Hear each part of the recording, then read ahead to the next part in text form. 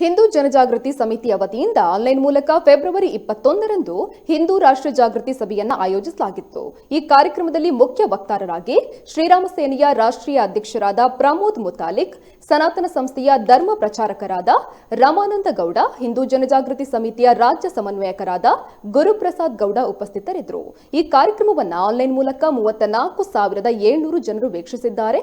ಫೇಸ್ಬುಕ್ನಲ್ಲಿ 41,000ಕ್ಕೂ ಹೆಚ್ಚು ಜನರು ವೀಕ್ಷಣೆ ಮಾಡಿದ್ದಾರೆ. ಇನ್ನು ಕಾರ್ಯಕ್ರಮದಲ್ಲಿ ಸಂಕಟ ಕಾಲದಲ್ಲಿ ತಮ್ಮ ರಕ್ಷಣೆಯನ್ನ ಮಾಡಿಕೊಳ್ಳುವ ಸ್ವರಕ್ಷಣೆಯ ಕೆಲವು ಪ್ರಕಾರಗಳನ್ನು ತೋರಿಸಲಾಯಿತು. ಧರ್ಮ ಶಿಕ್ಷಣವನ್ನ ನೀಡುವ ಮಕ್ಕಳ ಪ್ರಾತ್ಯಕ್ಷಿತೆಯನ್ನ ಆಯೋಜಿಸಲಾಯಿತು.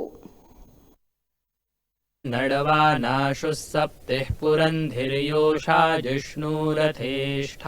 ಹಿಂದೂ ರಾಷ್ಟ್ರದ ಕಲ್ಪನೆ ಬಹಳ ಸ್ಪಷ್ಟವಾಗಿದೆ.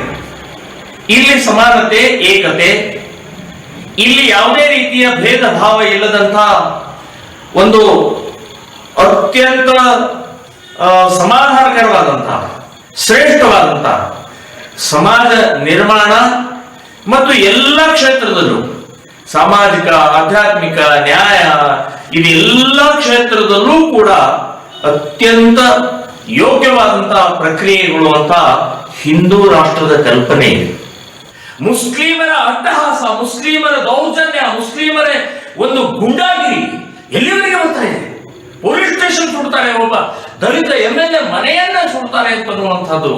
ಇದು ಅಲ್ಲಿರುವಂತಹ 20-25 ಹಿಂದೂ ಮನೆಗಳಿತ್ತು, ಅಂಗಡಿಗಳಿತ್ತು, ಅಲ್ಲಿಯವರನ್ನೆಲ್ಲರೂ ಹೊರಹಾಕಿದ್ರು. ಇವಾಗ 20-25 ಇರುವಂತಹ ಹಿಂದೂ ಮನೆಗಳು, ಅಂಗಡಿಗಳು ಎಲ್ಲ ಕಿತ್ಕೊಂಡು ಹೋದ್ರು.